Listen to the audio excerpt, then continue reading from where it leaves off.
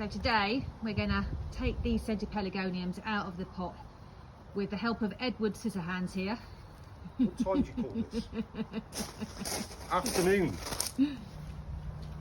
The first thing I'm going to do is make sure that I've got fresh labels in each of these pots, because once we remove the foliage, it's going to be difficult in the spring to know which one is which. So this is the Royal Oak or Chocolate Mint scented pelargonium. It is more tender, I have found, than the others. So I'm going to leave its foliage in place because I find that that does protect it just a little bit better against the winter temperatures. And not chopping it down, I ended up overwintering it really successfully last year despite the cold. So I'm going to do that again.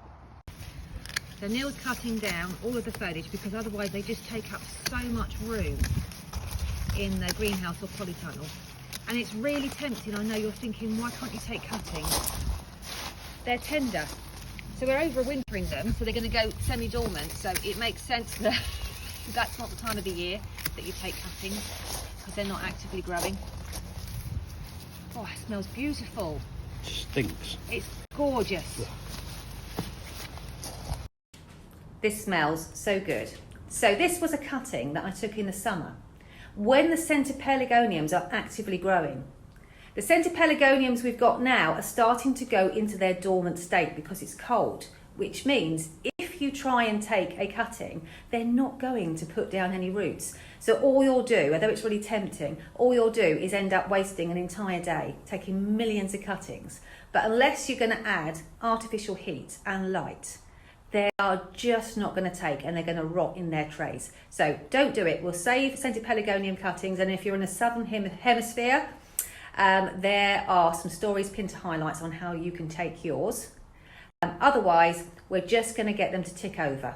There are 3 ways that you can overwinter your scented pelargoniums. Number 1 is just to keep them ticking over. Now, this chap here, he's in the greenhouse. You can see he's actively growing because it's warm in here. And when it starts to get really chilly, I will give him a heat mat under his bottom. I did try one year to overwinter him on the sitting room windowsill, but unfortunately they didn't like it that much. They got attacked by green fly, white fly, and because the light levels were so low, it just eventually rotted off and died. So I find that overwintering them in a greenhouse with a heat mat when required is the only way really to keep them ticking over. Otherwise, you can actually just dig the roots up and store them carefully in a cardboard box, keeping them dry and frost free, and they will come back to life when watered next spring. But by far the easiest method, and the way that I'm going to do them, is I'm going to just leave them in their pots. We're going to cut them down so they take up minimal space in my polytunnel.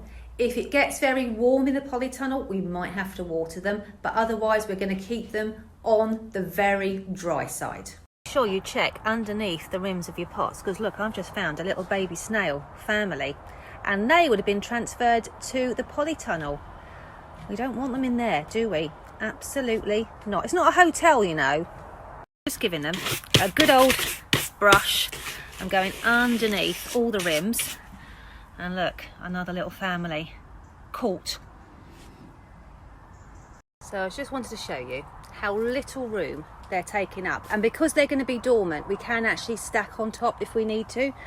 And had I left the foliage in place, look how tiny that pot is, and look how much room it's going to be taking up. So, as painful as it is, it's much better that you successfully overwinter as many plants as possible, because they might not all make it. They don't always. Sometimes we lose 1 or 2, which is why we want to take cuttings in the summer. There we go. Look at all of that growth and how much room that would have taken up. So I'm going to give this a sweep. Make sure we've got no hitchhikers. You could absolutely, if you wanted to, or if you're in a cold part of the country, fill this up to the brim with compost just to keep everything snug. We're not going to be watering them, and don't feed them for goodness sake. The last thing you want is them to spring into life. You want them to stay dormant and tick over until they'll probably start waking up around March time.